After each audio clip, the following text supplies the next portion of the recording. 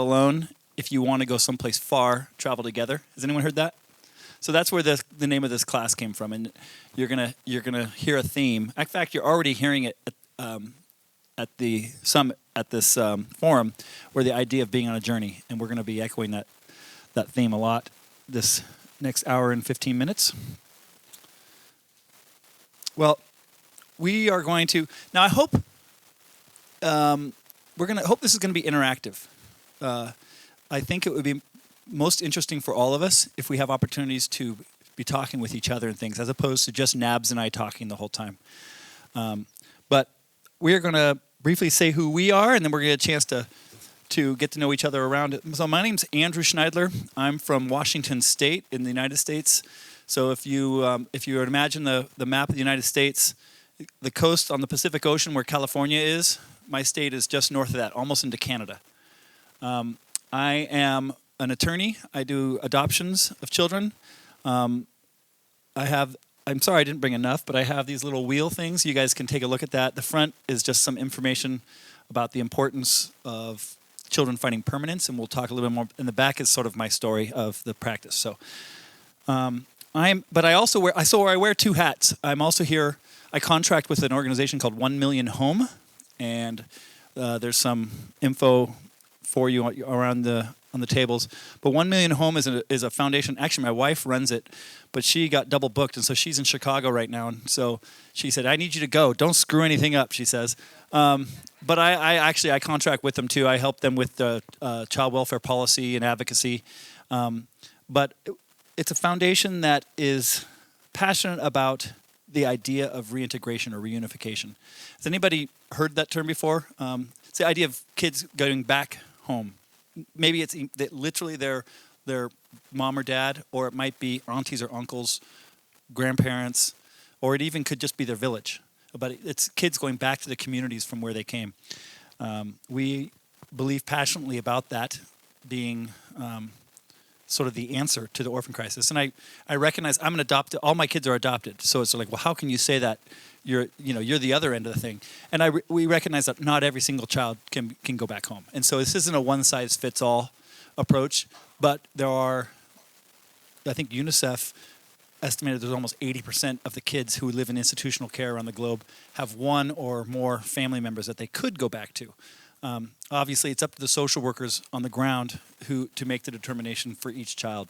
But we'll talk about a little bit of stats and different things about that. But it's also in these cards on the table here. So feel free to grab these. There's more in the center of your table. If you have colleagues or whatever that might find this interesting, feel free to take more than that. I'm going to let Nabs introduce himself, and then we'll tell you where we're going from there.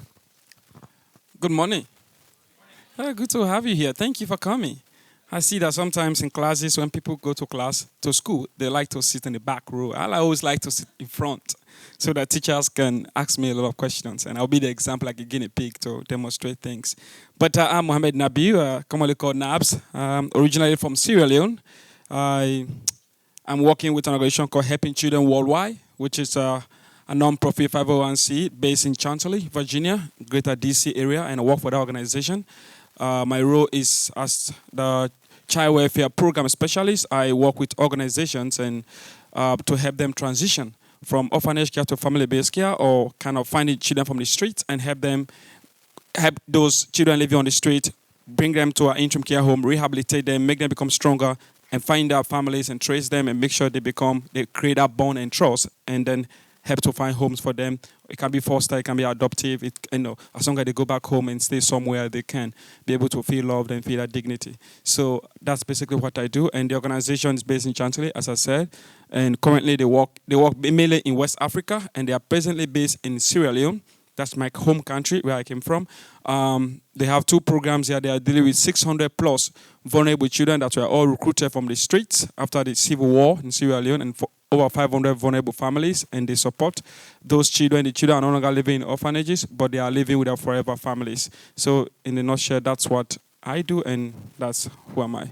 Thank you. Glad to have you here. All right, so we are going to sort of walk through this idea of transitioning from a model of sort of a traditional orphanage, if you will, where the goal was to bring the child off the streets or from a place often of poverty, but for some reason the child is brought into the institution, and then they say, okay, you're safe, and then that's sort of the end. And the idea of reintegration is moving the finish line further out, saying, what if actually the finish line was getting the child back home? And so 1 Million Home has worked with some various different organizations that have done this transition. One particular organization in Kenya, they've been doing it for over 10 years and very successfully. And so part of what 1 Million Home does is they put on trainings. NABS is going to be doing one next year in Sierra Leone, but they'll do these workshops, and I'm happy to pass these around if you like. I need these to stay here, but feel free. I can send one each direction. But it's just curriculum that usually it's social workers or orphanage leaders who come to these trainings, and it's a step-by-step process by how they can consider, what do we do about our donors? What do we do about our employees? What do we do about our buildings? All these practical, real questions. And so here, Nabs, you want to pass this one that way? I'll go with one on this side. But let me say right off the top, I want to honor all of you for being here, and I'll be the first to tell you that I am not the expert in reintegration. Like I said, 1 Million Home is a foundation, so we look for the experts, and then we say, how can we help you share your message? And so we feel we've found some people and some organizations that are doing really good work, and so we want to amplify their voices, and perhaps it might be your organizations too in the future. But I want to honor you, and the things that we talk about, at least that you hear me say, please hear it from a tone of humility and a tone of honor to each of you. I once had a pastor who would talk about, sometimes you hear a message and you're like, it doesn't sound right. And they would say, eat the meat, but spit out the bones. And so to the extent that we're sharing things, I hope there's a lot of meat. But if we're sharing something, you're like, that doesn't work. That won't work where I'm from or in my culture, then spit out the bones. It's okay. And I don't want you to feel badly or pressure. I want to say right on the front end, to the extent that this can be helpful, amen. To the extent that it doesn't apply, that's okay. All right. So there's no pressure about these things at all, please. All right. Okay. But let's take. You're going to quickly learn my passion, sort of overall in my law practice, in my life, and in here is this idea that we need each other, and that the tendency as human beings, when we're doing challenging things, is to isolate and to withdraw. That's even like I just came from the mountains in Colorado 2 weeks ago, where we did a retreat for dads, and at least in America, it's very common. Dads feel like they have to be strong and they have to have all the answers and everything has to be in control. And of course, that's never. If you're a parent, you know that's not true at all. And so it was. But I'm passionate about that. And so one of the themes I want, if you only hear a few things from this time, I want you to hear that each of you are loved, and I know you guys are doing the best you can. And I want you to also know that you're not alone. It might feel like you're alone. It might feel like no one else understands what's going on, and perhaps there's unique things that maybe people don't. But through this time together, I hope we'll have catch a glimpse that you're not as alone as you thought you were, and maybe you're not alone at all. And in fact, someone said it yesterday morning, we are all on this journey together. We may or may not be in the same portion of the journey. Someone might have gone across the bridge already, but they can call back to you and say, hey, it's safe, you can come here, or they've come around the corner, or perhaps someone's behind you in the journey and they haven't, found the trail. I'm using analogies, of course, but this is very, very important to understand that we are all on this journey together. So I'm just going to play classroom here. So if you can, we'll just do a show of hands. So how many people here, let's just talk about where we're from. How many people here are from or are working on the continent of Asia? Okay. Africa? All right. North America? South America? All right. I think we've got, how about Australia? Any Australians? Okay. Antarctica? Probably not. I'm kidding. I have a bucket list to go to all the continents. And with this trip, Oh no, we hope to go to Brazil next year for something they called the Send. You heard about, they were talking about it on the main stage yesterday. And once I do that, I will have all the continents except for Antarctica, but I don't necessarily see myself going to Antarctica any soon. How about what we're doing? I met some ladies from the Philippines that work for Foundation. Anybody working in the foundations, that kind of work? How about orphanage leaders? Okay. Group home leaders? Family-based care kind of, foster care? All right. Well, the important thing to remember as we raise our hands through different aspects is each of us, it's like in the Bible, right? We're all members of the body. So each one of you that raised your hand for different parts, someone was a hand, someone was a foot, someone's the ear, the head. So that's, each of us are important. Each of us have a role to play. So I want to just ask some questions here, and actually, Nabs, I might ask you to ask the questions. Well, we're gonna talk about some questions that people often have when they're hearing about reintegration or transitioning to reintegration. Before I ask these questions, let me hit pause for a second. I just want to reiterate a little bit about. I don't want any part of this conversation to be making people feel pressure or making them feel either better than or worse than how they were. This is just our experience, what we found it works. And we trust the reason you're here is because you're curious about it. You may already be transitioned to a reintegration role. You might be in the middle trying to figure it out. Or you might be just curious going, what is this? And I don't, anywhere on that continuum is perfectly fine. But let me just, has anybody tried to transition any of the kids in their care back home? Has anybody had any efforts in that? Okay, a couple. All right. Okay. Let's see here. In the United States, there's a term called recidivism. And I'm not sure if you're familiar with that, but it's where a child goes back home, but then the child leaves and goes back out to the street. And so that's recidivism is a reality, but it's unfortunate. And so if you've brought kids home and then you find out later, or you see them later back on the street, that can be discouraging. But I want to encourage you that it's part of the process of learning, and also it's part of the process of these are human beings that we're trying to help. And so sometimes you can help. If you use the analogy, if it's human beings, like for instance, in Kenya, a lot of kids sniff glue. So they'll have an addiction to glue, and sometimes the allure of that can draw them back, even from things that to the rest of us doesn't make any sense. Why would you leave a home? Why would you leave these things and go back to? And there's lots of different reasons why. And so recidivism is just a reality sometimes. How about in the process? Anybody sort of thinking about or in the process of transitioning? Okay, all right. How about this one? You guys have thought about it, but there's I'm thinking about that, but then you can think of reasons why it might not work or challenges. You probably should all raise your hands for that one, if we're honest, right? It's hard to think about changing the model by what we've been doing things. My wife and I have very different personalities. I say in our marriage, she's like the gas pedal, and I'm the brake. So my wife is always wanting to go faster, and I'm always slow down. And anytime anything's different or a change, I'm cautious by nature. And so I'm whoa, I haven't seen this before. And so the idea of transitioning, say you have a donor base of people who are supporting a traditional orphanage model. So it's reasonable for you to be thinking, well, how would I communicate this change to these donors? They have been supporting me for years because they believe in what we're doing. And that's a reasonable question to be asking. So don't feel badly if you're asking that question. Or staff. A lot of times, your existing staff, you say, we're talking about asking them to start doing things differently than what they've been doing. Not every staff person may agree initially. And so that's a reasonable concern too, to be thinking about staff. And so we'll talk about a little bit more about that concerns. Let's see here.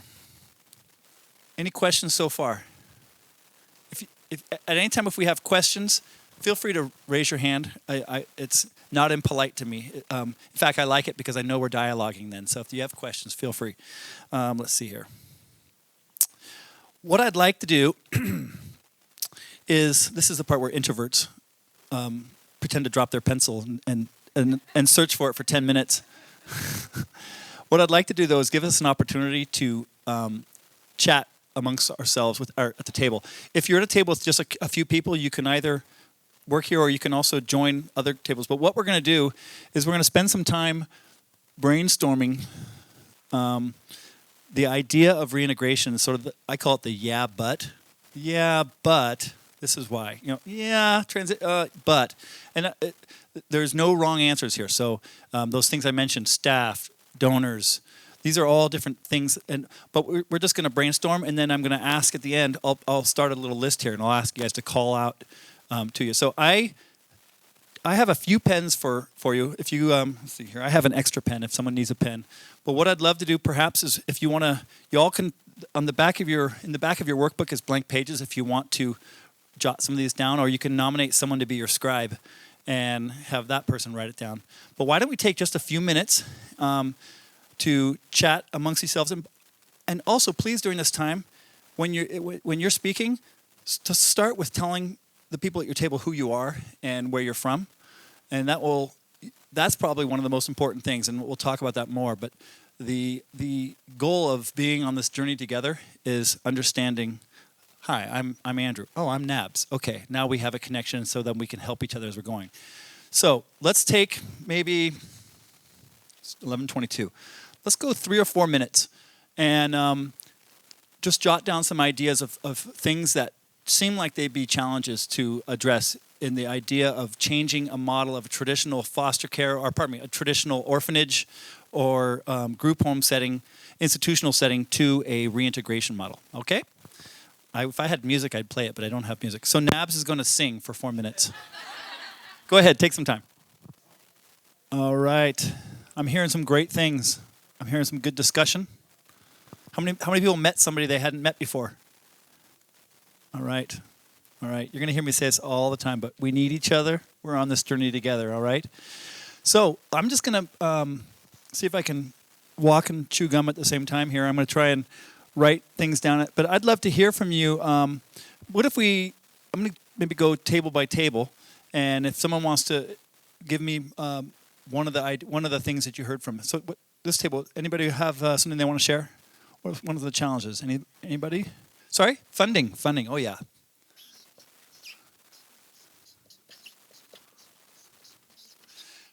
This gentleman said funding. How many people would say, yeah, that's a concern? Funding. Raise your hands. Raise your hands, 'cause I'm going to count. So raise your hands real high. Yeah, if that's one of your concerns, 1, 2, 3, 4, 5, 6, 7, 8, 9, 10. Okay. You're not alone. Okay? Next one. Next table. What's one of the challenges you guys thought of?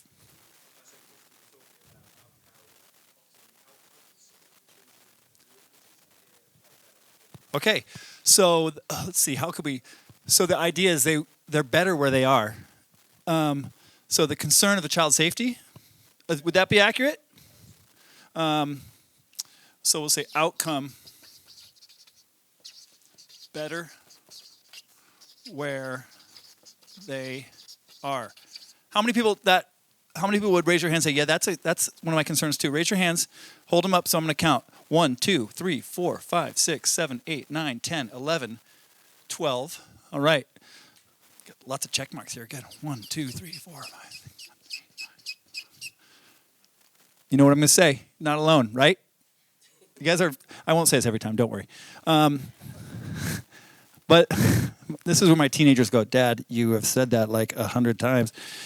But this is probably one of the most important themes, I would say, to life in general. I'm 49, and I probably in the last 10 years have really learned this, how much we need each other. And I would say it's across all professions, across all lines of work, even across cultures. Human beings are designed to be in community with each other.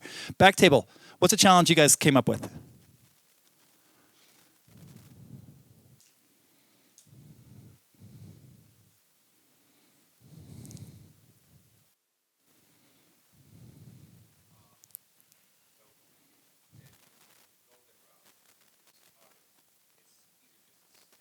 Yeah. Yeah, it's too much work. Running an orphanage or running a nonprofit, already what we're doing is we barely keep our head above water, right? And so the last thing I need is another 20 pounds in my backpack when I'm trying to tread water, right? So it's too much work, too hard.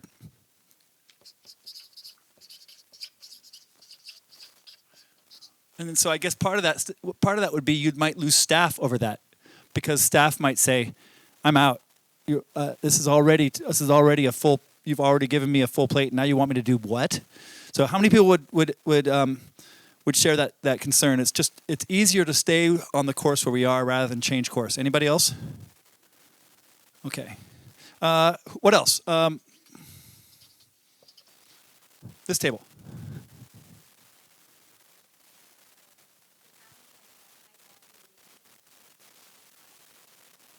Right. That's a great, so what they said was the family that you're trying to reintegrate back to may not be on board with it. And that's probably one of the most fundamental ones, because we're not going to be shoving a child back to a place where they're not welcome back. And so that's huge. So what we'll say family not receptive. Sorry? Family not ready or receptive.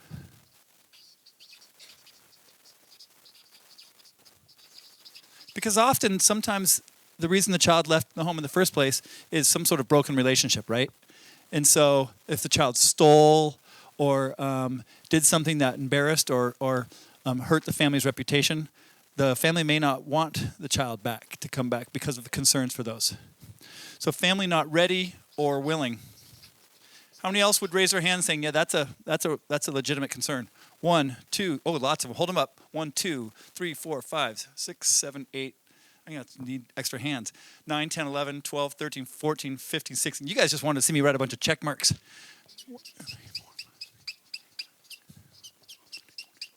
Okay, lots of check marks here. So far, this is a biggie. Up here. No. Tell what you're saying. I heard you. I was eavesdropping. Tell what you were talking about with the remarriage.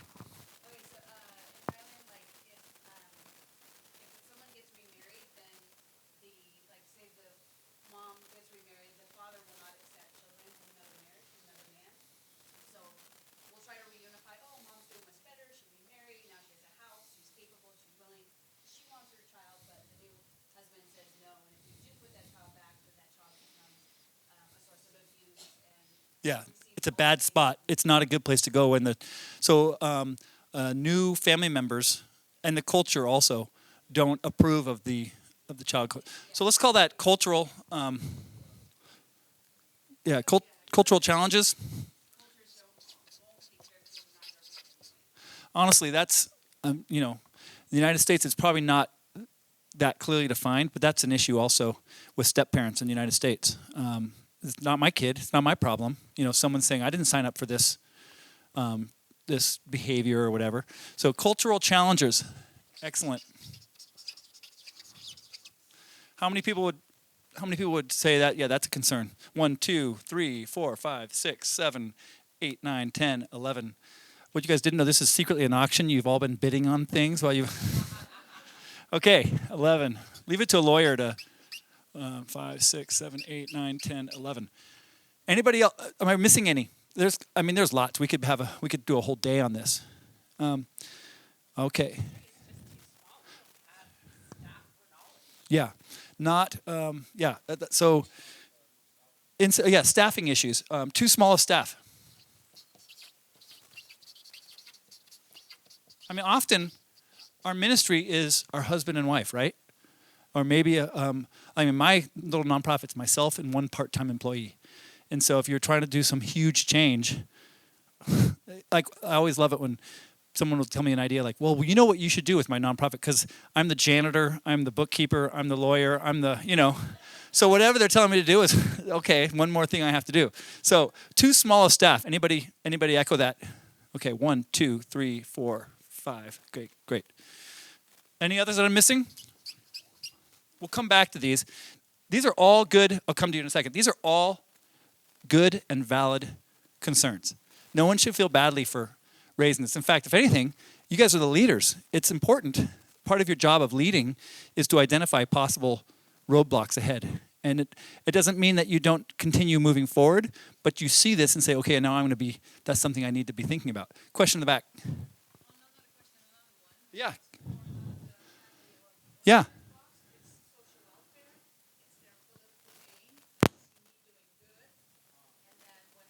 Ah. Like a family reputation or?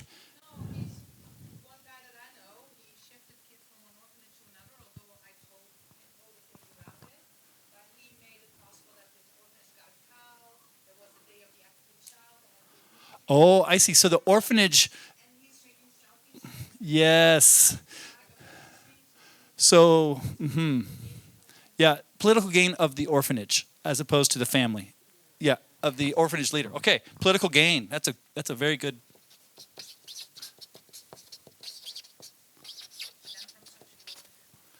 Sorry? Ah, yes. Okay. I see. Now I can't spell. Social welfare. Okay, that's excellent. Very good. What's your name? Good suggestion, Monique. Good. Anyone else echo that? Oh, you got another one? Okay. I saw 3 hands. We're going to give Monique 3 checks there. All right. Last one, and then we run out of space. Whoop. I think the challenge of getting, she said, the leadership on Yeah. board on both sides, particularly our board of directors. Yeah. Who has been. Yeah.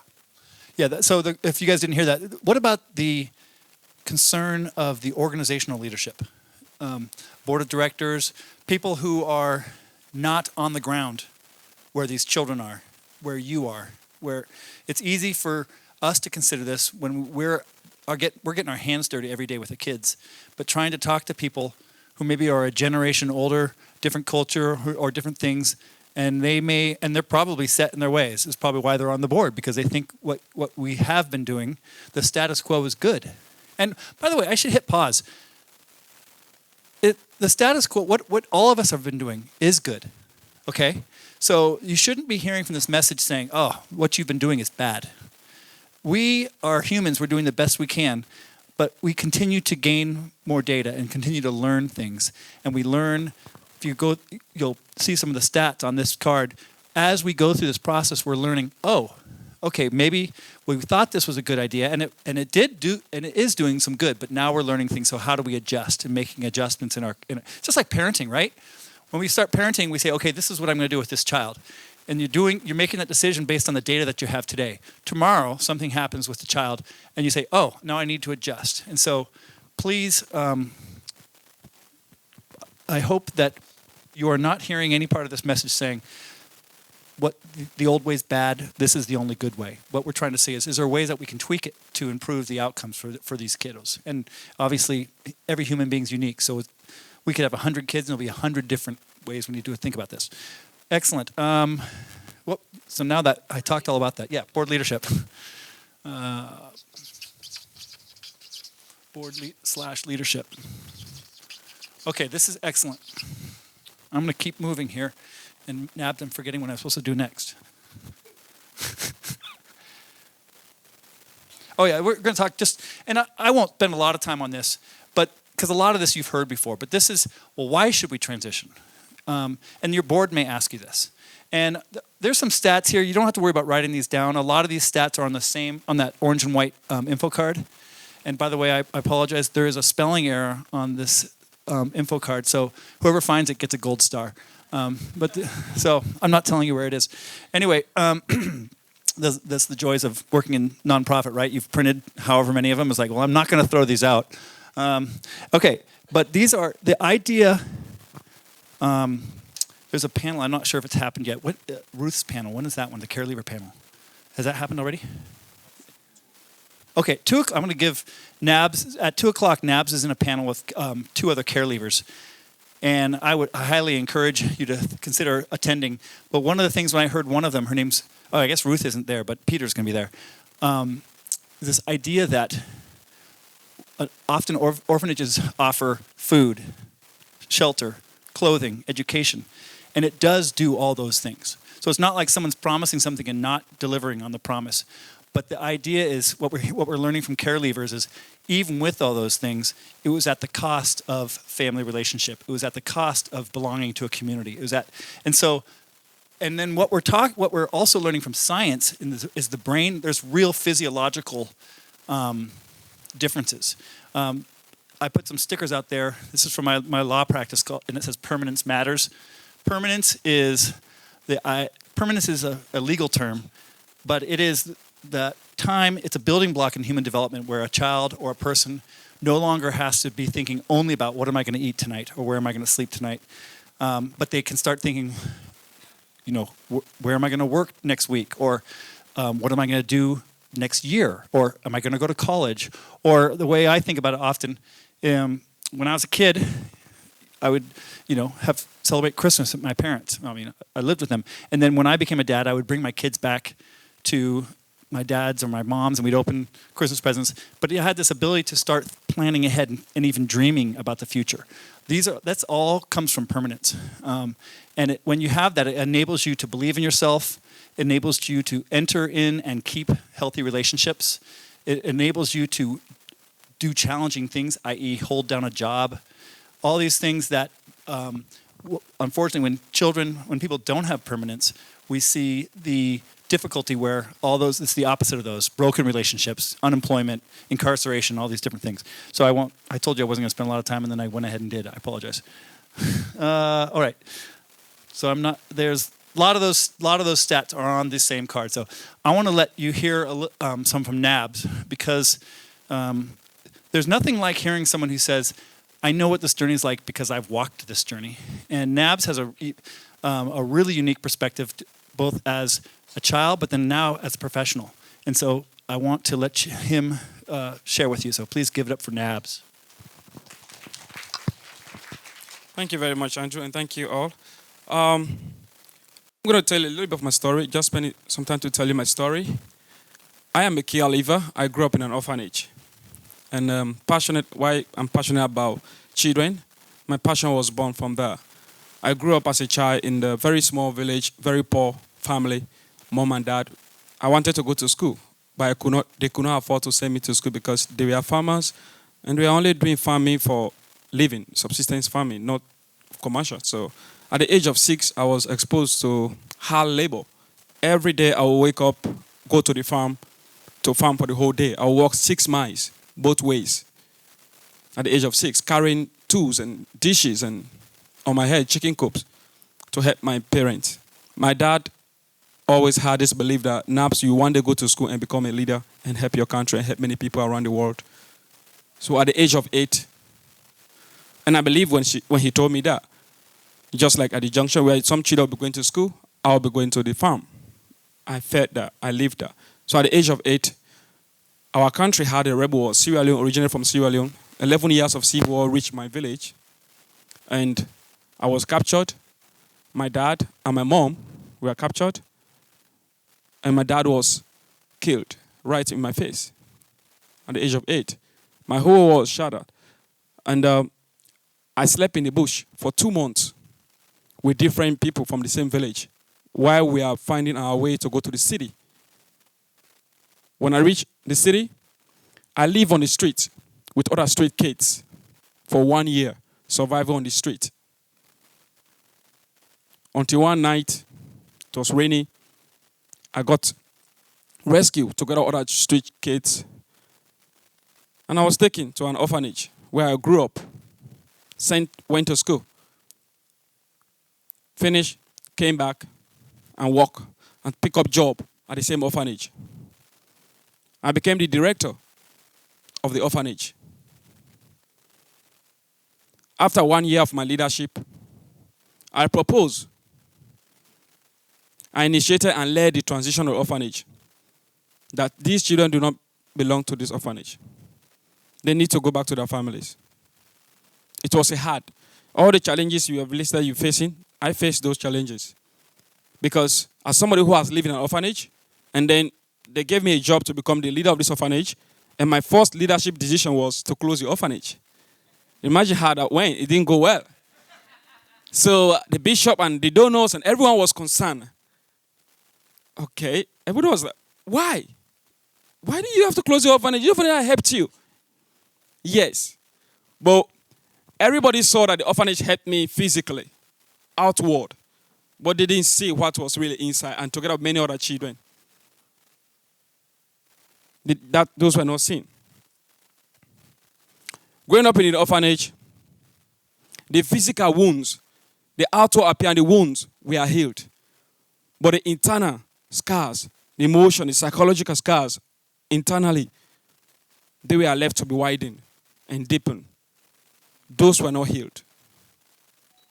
And so many other concerns I got from the children, where I saw children, parents coming to see their children, they were hiding to come and see their children. So I will tell my story a little bit more as a caregiver on a panel today at 2 o'clock. And Vanmart somewhere in the other room there with other caregivers to talk about the challenges we face in the orphanage and some of the good aspects. And somebody was listening about when children go home, they want to come back because they are having better care when they are in the orphanage. Some orphanages do that and I experienced some part of it. So I will share the good aspects of orphanage, living in orphanage, some of the things I enjoyed, some of the things that were limitations, and how I wish things could be different. At 2 o'clock, I'll be able to share that. Why did I decide to change to transition the orphanage together with helping children worldwide? My organization partnered with an organization called Child Rescue Center. That was the name of the orphanage I grew up in Sierra Leone, West Africa. During my leadership, we did a survey. After that survey, 98% of the children who are living in the orphanage by then, when I was the director, all had living parents. When I was in the orphanage, my mother came many times. I got separated from my mother for 10 years.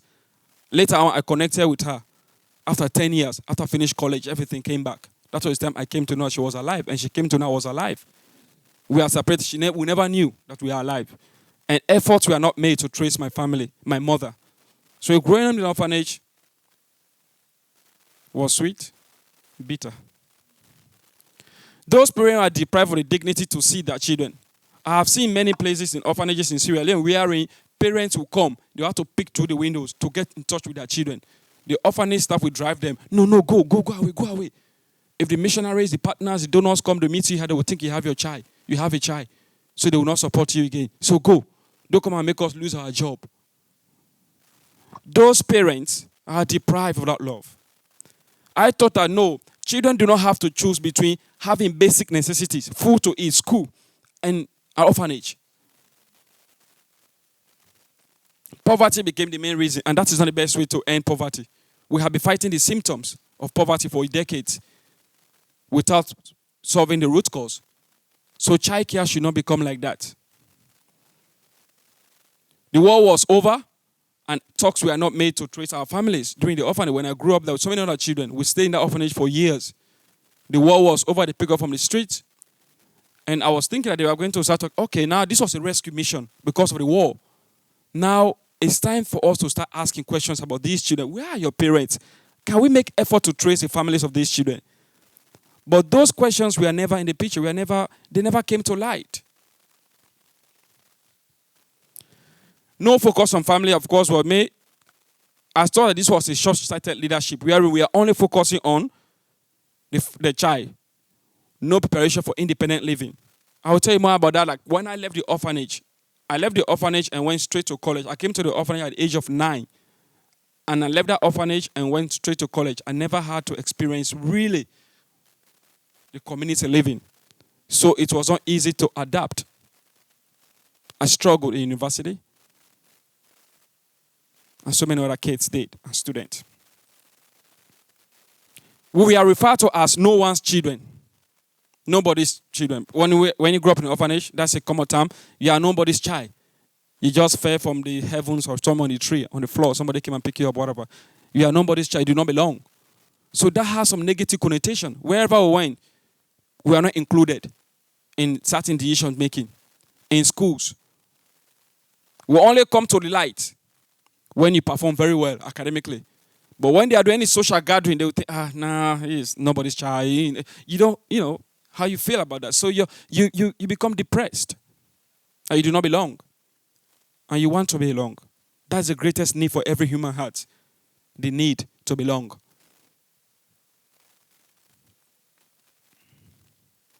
That's the iceberg principle I always talk about. that this is how the orphanage care looks like, institution care.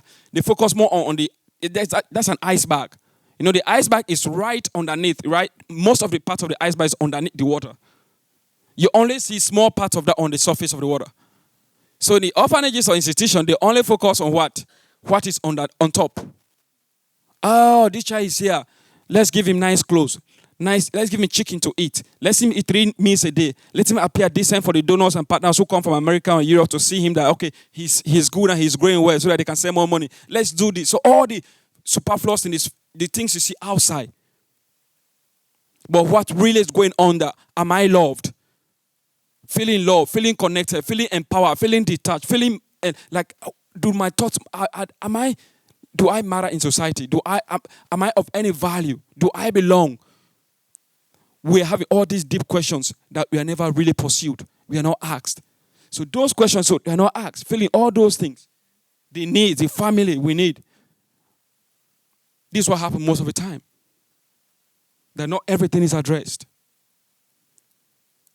Again, not that orphanage is bad. They take care of some part of it. But we want to think about what is holistic. So I like the 3 years of family. I always talk about this. I say it's like the roots of every tree. Sometimes we only focus on the flowers. Oh, beautiful flower. We don't mention the roots of that flower. We only see how the flower has become so beautiful. Oh, how the apple tree is beautiful. You go pick the fruit and everything, but we leave the root that is, absorbing the nutrient to make sure the upper face is better. We don't focus on that. So that's how the root is. It's a family. I say focusing on the family, having a family in mind in everything we do. This reintegration effort, the child care. Okay, this is better. Because I know family is firmly entrenched in our bloodlines, in our DNA, wherever we go. Family root follow us. Family is not perfect. We know that, right? It can be messy, it can be complicated. We fight, we argue, we sometimes even stop talking to each other. But the bottom line is, it's family. They are always going to be there. They give the genuine and secure attachment and relationship that we need. It's important for us to think about that. So helping children worldwide. My organization I work for currently based in Chantilly together with Child Rescue Center. This is what we did. So maybe you can learn from some of these things. We decided to make major shifts in order to transition. We have 600 plus vulnerable children that are all living with their forever families now. And they are thriving. Instead of living in an orphanage. So we decided to make a shift from we becoming the experts to the families and community leaders becoming the experts. This is what happens. You know about this already. We develop solutions here. We go to the countries to tell them this is what to do. Those families know their own lives better than we do. They are in the problem. They know that, but sometimes they are not given opportunity. They're not given enough chances to really tell what they want. Oh, they need backpacks. Okay, oh my God, yo, I feel so bad for you. Oh, you need a bag of rice to eat today. That's for a day. What is really sustainable? We have to think about that. Because De La Pop, I entered her session, talk about solutions should be homemade. Homemade. We're not going to make package information here, package solution here and take them to Africa, take them to Asia and bring them to say, okay, this is what you need. This is a problem. This is what you need. Really? And they are not involved. And sometimes we don't have the opportunity to deny to say, okay, well, no, we don't have to be rude. Okay, well, I have nothing, so they are come to help me. Let me just take it. It's not really going to be sustainable. So give them the opportunity to them to know that, okay, I am not the expert. I'm going there to learn and listen. I'm going to have them become the expert of this in their own problems and solutions. They can bring up solutions that can be sustainable. You will see they are so smart. God has given them talent and the potentials just the way he has given everyone else. So our job is not to share our riches with poor people. Our job is to help poor people to discover how they can be rich, their own riches. That is what it is. They have that. Everybody has the potential in life. If I also step out to say, okay, what is the potential I'm going to discover here today? How can I be of help to you? Everybody has that. That's our rule. We move from telling ideas to what? Asking relevant questions, open-ended questions. Telling ideas, telling them, do this. To what? This is to show, what have you tried? How can we help you bring this? What is it that you have in your culture that you can just make this work? Cultural context, as you talk about that. That some of this culture, look at it now. If you send children home, they are coming because they have intermarriage. Somebody has married the other person. This is not going to work. You will not know that, but you want to be sure this one. No, go do that because you have not really investigated something. So learning from the culture, knowing them that okay, we're not going to ask you. So that's it. It's simple as that. Ask them questions, proving questions so they can give us correct answers. We'll stop from coaching we are coaching all our way. We used to coach the problem. No. We move from coaching the problem to what? Coaching the people. That's building leaders for them to be in charge of their own lives.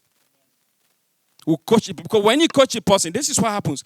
But you don't only, when you coach problems over and again, when I used to be the director, in my leadership role, I always tell people, when they come to me with problems, I tell them, what have you tried?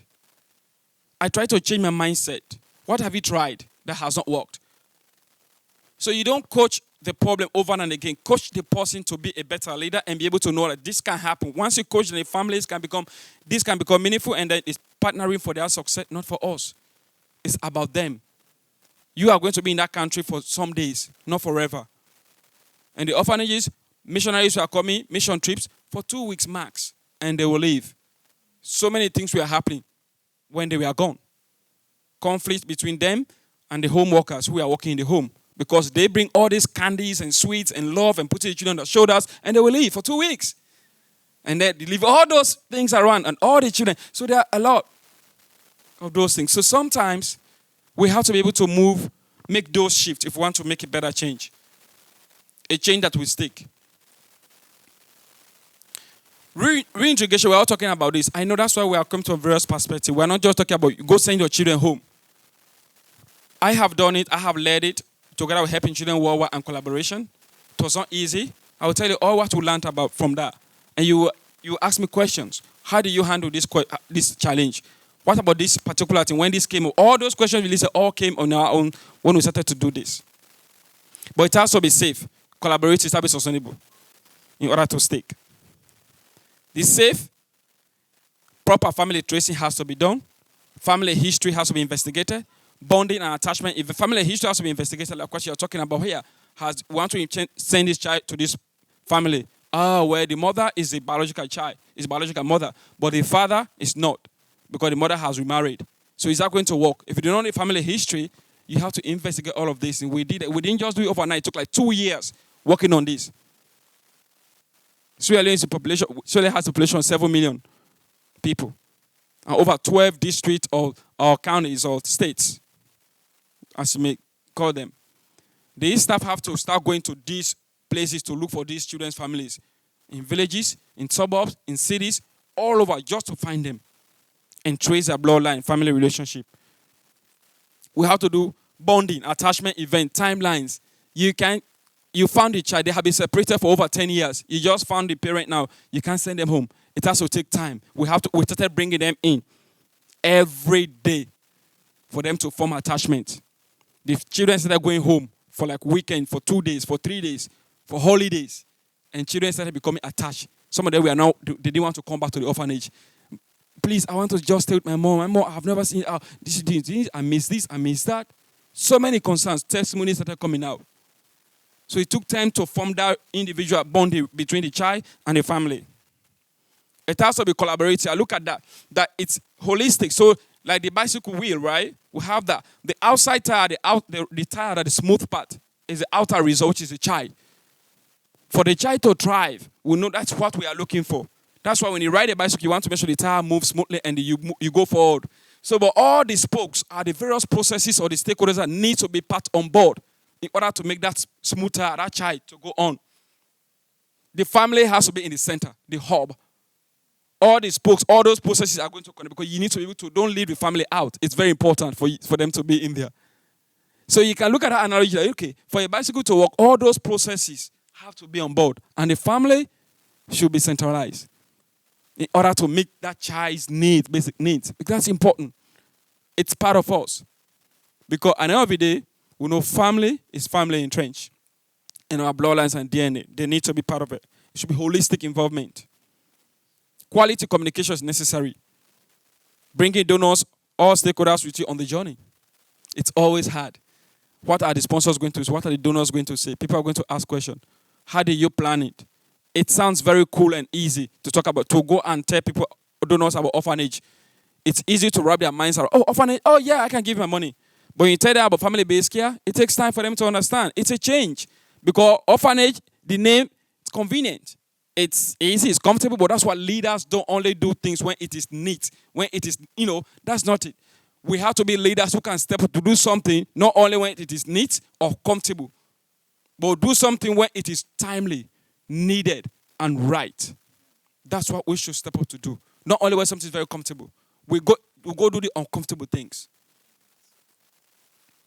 Sustainable. Family is empowered. They have to be empowered, equipped to continue to support themselves so the child doesn't continue to run back to the orphanage or to the support center, because they are going to be serving them chicken and meat and everything, 3 meals a day, 24 hours electricity in the orphanage.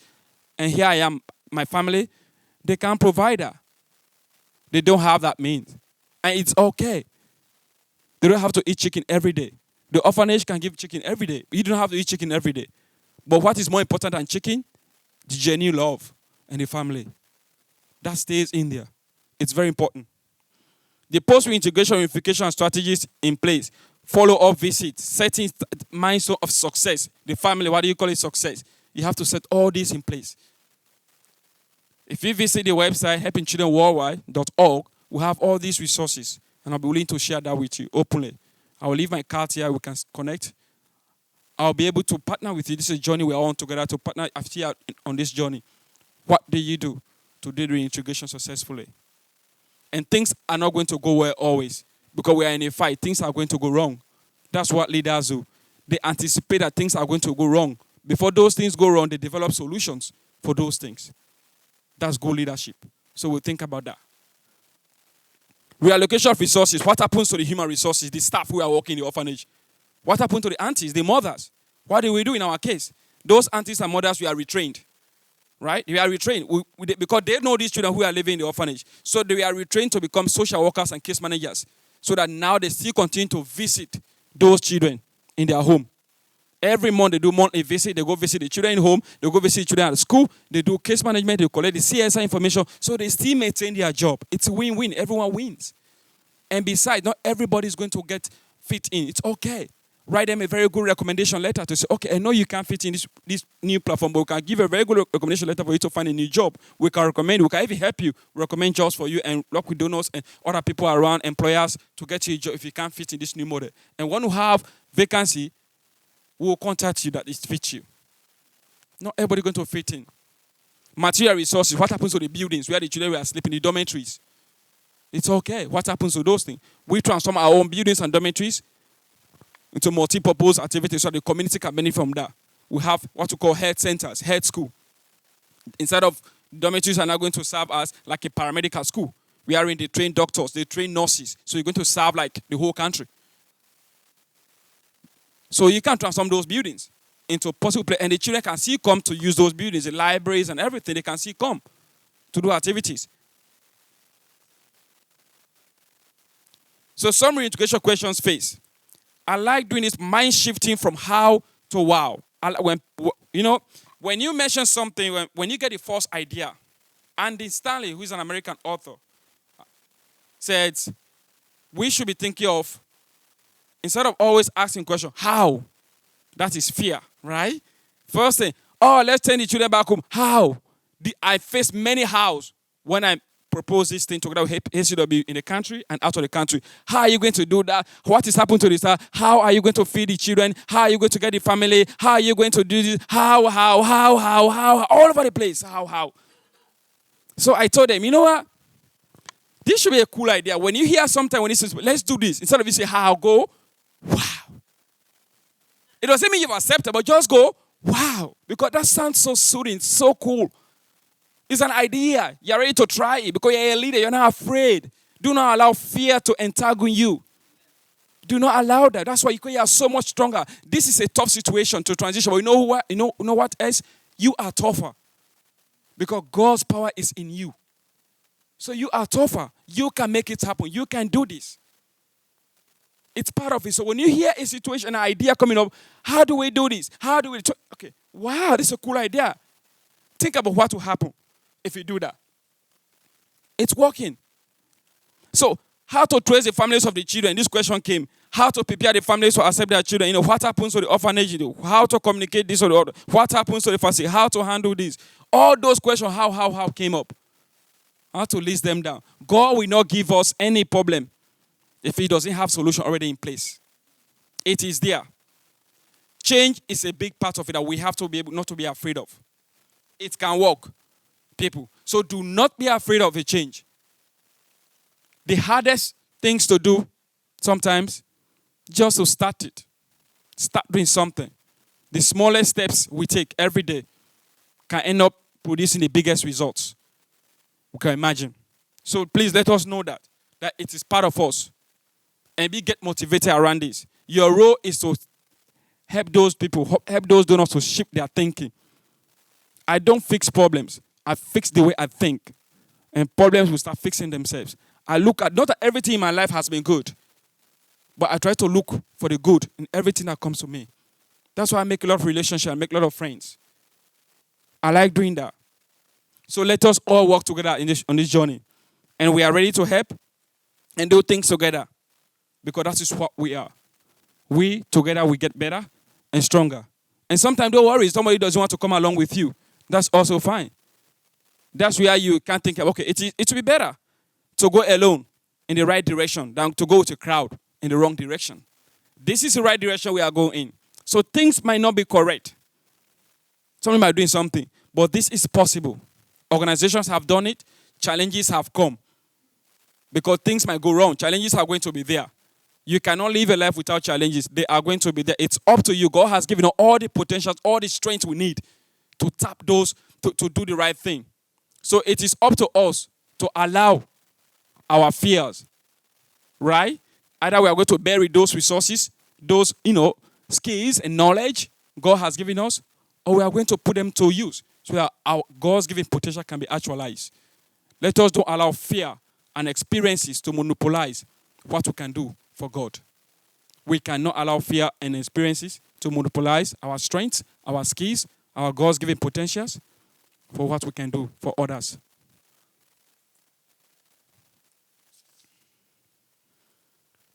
Thank you.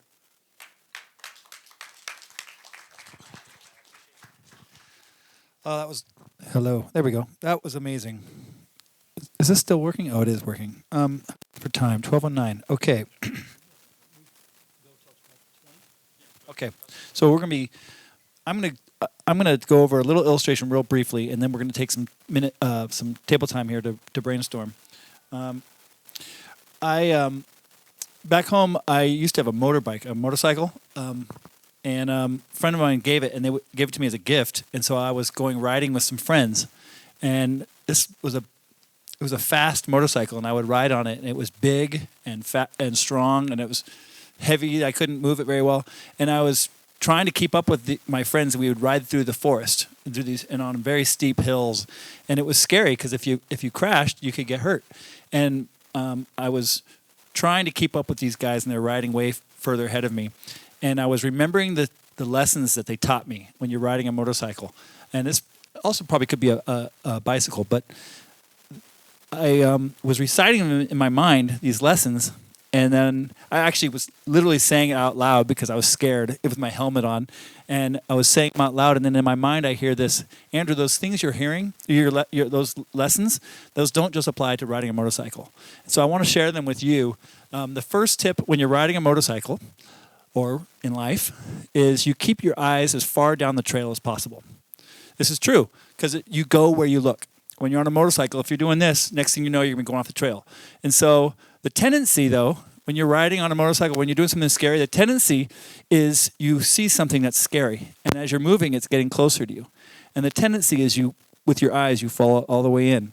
But again, you go where you look. So if I were to do that, I would be, chances are, be hitting it or crashing. And so what you do instead, it seems counterintuitive, but you look beyond the challenge. You look as far down the trail as possible. So in this journey, when we're going on these things, there will be challenges. There's going to be things approaching you, but I want to encourage you to don't focus on that. It's okay to see it. You say, I see it there. And then you just let it come to you in your peripheral vision, but your eyes stay further down the trail. And you think in the Bible, remember when Peter was walking on water? He's looking at Jesus. He's looking where he wants to go. He's walking on the water. And then he notices the obstacle. He notices the water. He looks down. He looks away. And that's when he starts to sink. Okay? So it's not that he was denying that he was on the water, but his gaze focused from Christ to the fear. The next thing to remember is you keep your speed up. This seems again counterintuitive. When you see something scary, something you want to slow down. Whoa! Remember, Michelle's the gas and I'm the brake. I'm always wanting to slow down. But a bicycle, the wheels are a gyroscope, so your stability comes from the wheels moving.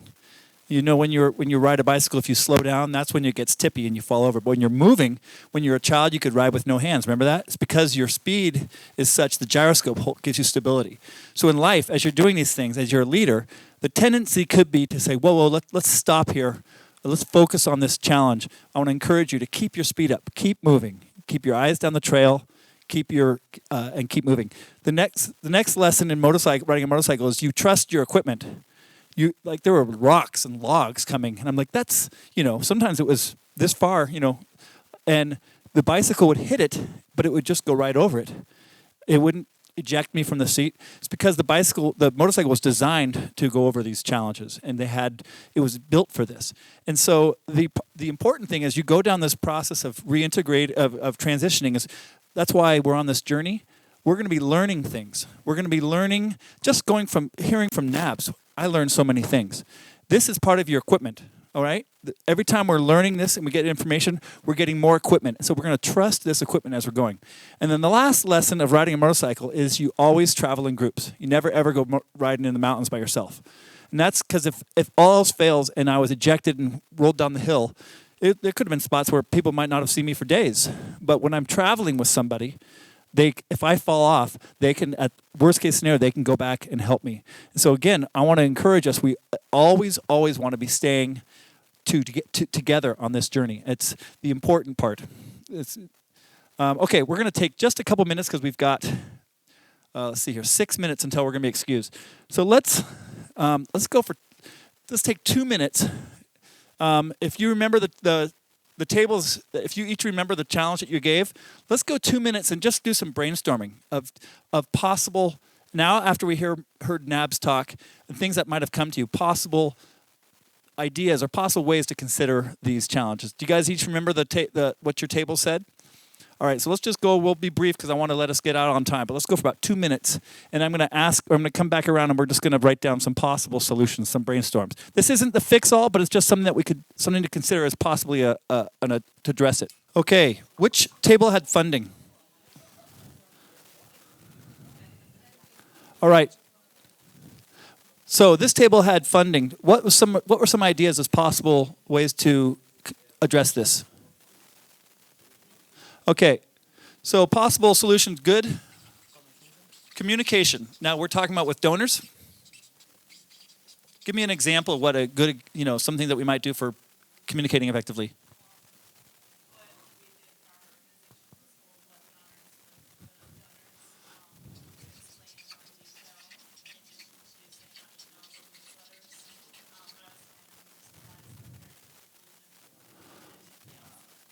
All right. So increase communication with our donors to help them have an opportunity to ask questions if they do. And this person was talking about in their organization, they were surprised actually the donors didn't ask as many questions, but that's good. It's better communication. Outcome, better. They're better where they are. I think that was this table back here. Is that correct? Do you guys have, which solutions did you guys chat about? The outcomes. What were some possible ideas to address that? Uh-huh.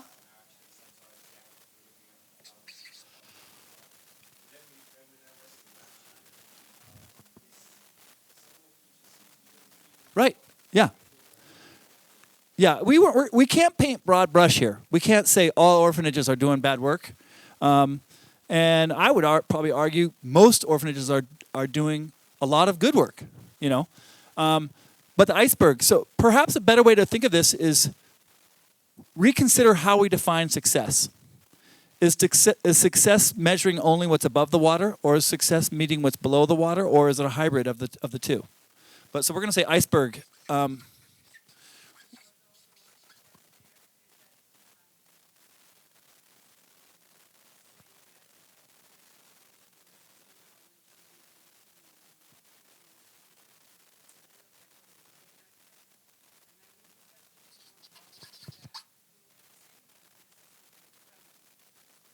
Very good.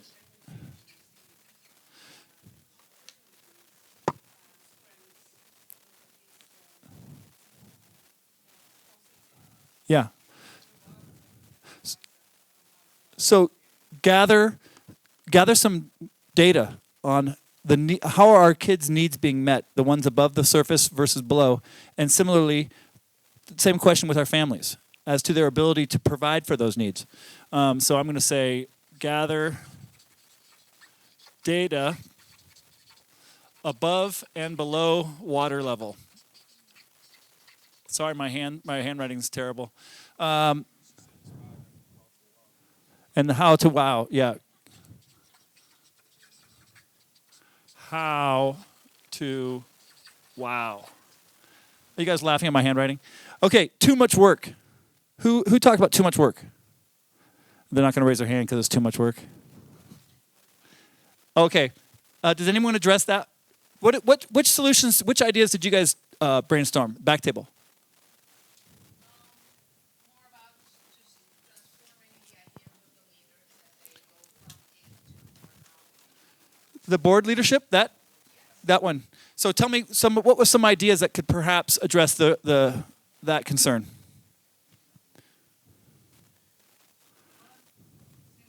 Well, I'm asking. So you're considering different ideas of addressing the concern of how do we get board and leadership on board with that idea, correct? And what were some ideas that might?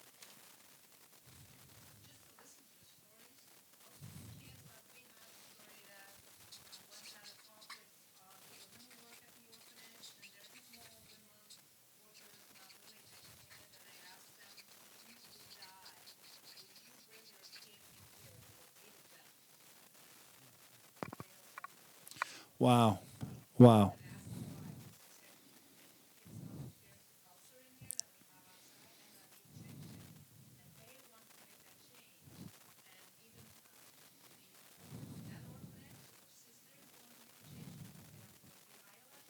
Yeah. Yeah. Hierarchy. You guys all hear that? To ask some people, if this is literally life and death, would you place your kids in here? And they said no. And so you said something that you said, hear the stories, hear the kids. There is nothing more compelling than hearing someone who has lived it or is living it. I mean, that was such a gift to hear from Nabs. And back home, my practice, my clients are drawn to me because I have been a foster parent. I am an adoptive parent. So when you can have that moment where you can say, I get it, me too, I've been there. And also when you have someone says, that's why we call it testimony, right? Testimony is from a sharing the gospel standpoint. You can't refute testimony. You can say I don't agree, but it's still that person's testimony. And so by giving our leadership opportunity to hear from the actual people. How are we doing on time? I want to try and get a few more. So just get maybe like more, and then I can just give. Yeah, and we're going up against lunch, so at 12:20 we'll give you guys. But if anyone wants to stay for some Q&A, okay. All right. Is it 12:23? Yeah. Oh my gosh. So maybe just go to some of the answers we have here. Sure. Go ahead. Yeah, so maybe just go to some of the answers we have. All those solutions you've given, they are I'll really try to correct. jot some things down if you say it. Go ahead. Okay. All right. Yeah. So people talk about the too much work. It's part of. That's why we are on a journey together. Don't forget, collaboration can reduce the too much work. I know it's funding, but what we did, we're not having that too many staff to go around the countries to do that. But what happened? We hire volunteers. We got volunteers who are ready to. We discussed with churches, and churches were able to. Okay, I can give my time. Young adults, I can give my time to be able to go to these places and go to the village to recruit to do this. So don't forget, you can work with other people. and volunteers. You're not going to pay them. They can maybe ask for food or transportation a little bit to go to places, but you're not going to put them on the salary or scale to help you do some of those things. So most time, let's communicate and relate to people. And families says, okay, so these are tips of bringing donors along. Come on, find out what we did in our case. Prepare your donors because this is a shift. It's a major change. People like to stay with the status quo. We all know that what is very comfortable. But as as leaders, we do not want to just stay down there. We need to get out of our comfort zones and go and experience something in our uncomfortable zones. That's important. So you have to prepare your donors in advance as you go along this. It's very important, right? You do that because it's part of it. And then what you have to do before ever you go face your donors, you have to gain the momentum because the change has to begin with you. You have to start, because when you go there, you have to go to a purpose of shifting their vision, shifting their mindset from only seeing what you see. That's why people's eyes are. They only want to see what they see. That's it. So you have to go that vision mindset. Sharing your learning experiences about what? We just talked about reintegration. Programs that have worked. Why we decide to do reintegration in the first place? Why we are children enter into the orphanage in the first place? Poverty. Why? And some families we've interviewed, they said, you know what, I know, yes, now I'm glad this child has come back to me. Initially, I was poor. I may be very poor in giving material needs to my child, but I am rich in giving love to my child. People say that. So you have to be able to forget it. Then you have to identify and share your most compelling stories. Most compelling stories from what has happened. You have to you can share some form of failures, but most compelling stories from reintegration. You share that with your donors. I always meet donors, I talk to them. You say, hey, look, I want to thank you because I've been a sponsor for a very long time of this program. So thank you. Oh, I wish so many people around, so many people can contact your spirit of giving and generosity to make more impact. Say, whatever. But you know what? We'll find out another way. Will it be so great if you, with your limited resources provided, we can help many more children? Because what? It's more expensive to run an orphanage. When we do our statistic in our own organization, it costs $71 to take care of a child in a family, and the whole family. It costs $2,000 for a child living in an orphanage. Very big difference. $71, we're able to, you have to do all the statistics, the survey, the financial, give that and present it to the donors. They want to see that particular figures. That's why it costs. Putting donors or stakeholders into tiers. Yes, you know that now. There are some donors who don't even care. They only want to give money. They only want to save life. They only want to support. But there are those donors who are very attached. You have to be able to identify that. Not the same communication you send to everybody. No. You have to customize it because there are some donors you have to look at. Who are these donors that are really too much involved? We want to know everything. Hey, what did the children wear today? Oh, their shoes is done. Oh, what about the backpack we sent 2 years ago? Are they still using those? Those donors are too much involved. So you have to classify that, okay, too much involved here. They need special communication. Not too much. They don't care too much even. This one, they don't even care whether all they want to know is the program is still running, children are still taking care of the families, but that's all. So classify them, put them into tiers, and then communicate accordingly. It's very important. That can work. And then finally, I'll just summarize that. And then invent a robust communication plan. It's going to happen by causes. Cause one man plants, one man waters, God give the increase, one man harvest. So something like that. You don't communicate all at the same time. So you have to put them in and modify the way you used to ask for money. You used to ask for money to support orphanage. Changes happen. A new challenge, a new devil, right? A new level, a new devil. So you are fighting with a new devil now. So you have to be able to modify. You don't do the same thing I've always done. T.D. Jakes said, if you always do the same thing you've always done, you'll always be where you have always been. But you can do the same thing with a different approach and you can get different results. Right? So that's important. So change the way you do things and the way you ask for money, things can work out. All right. I think we're going to have to wrap it up. If you would like to stay after and ask Nabs myself some questions, feel free. But what I want to, as I send you out, I'm going to pray over you very briefly. But if you're on Facebook, there's a Facebook group we started called 1 Million Home Network. If you go and you ask to be joined, I'll get on there and I'll add you. And basically, it's going to be a community of people who are on this journey somewhere. It could be I'm just the earliest curious about this to I'm a seasoned, Nabs is in there. And so we could be asking questions saying, hey, what about this? And someone could say, oh, these donors, we can bounce ideas off of each other and stuff. It's a place where we can have a community. So feel free to join that 1 million home network. Also, stay in touch with each other. If you haven't already, exchange business cards with each other at your tables. We need each other, all right? We're on this journey together. I want to leave you with the same 3 things I said in the beginning. Now I'm forgetting what they are. You're not alone. Oh, you are loved. Honestly, all of you guys pour out so much to others. When's the last time someone told you that you are loved? You are loved. You guys are great, great people. You're doing good stuff. So I just want you to know that God sees what you're doing, and he loves you, and he's thankful. I mean, he delights over you. When it says he delights over you with singing. So you're not alone, and we need each other. Let me just pray a blessing, and then we'll be excused. Jesus, thank you for these people. Thank you for the families represented through these people, the organizations represented. Thank you for the hearts that you gave these people, Lord. You gave them, you made them exactly the way they are. Jesus, forgive us if we're trying to manipulate or pressure people to being something that they're not, Lord. Lord, we want to follow in the gifting and the calling that you've placed on each of our lives. So, Lord, I speak blessing into each person here. I speak life into their homes, into their marriages, into their organizations. I speak redemption into the stories of the kids in their lives, the stories of the kids in their organizations. I speak healing and restoration into the families where these kids came from and the communities where they came from, Lord. May they be springs of water in what used to be wasteland. Jesus, we trust you with the stories you're writing. We trust you with our organizations. We trust you with our hearts and our minds and our thoughts. Lord, please be with these people as they finish this their time here and keep them safe as they travel home. We love you, Lord, and we need you. In your name we pray. Amen. Amen. Thank you guys for coming. Please enjoy yourselves the rest of the time here. And feel free to come up and chat if you have any questions. Oh, the stuff on your tables, there's stickers. Like, stickers are a big thing with kids and stuff back home. So feel free to grab as much as you want on the tables. These bracelets, whatnot.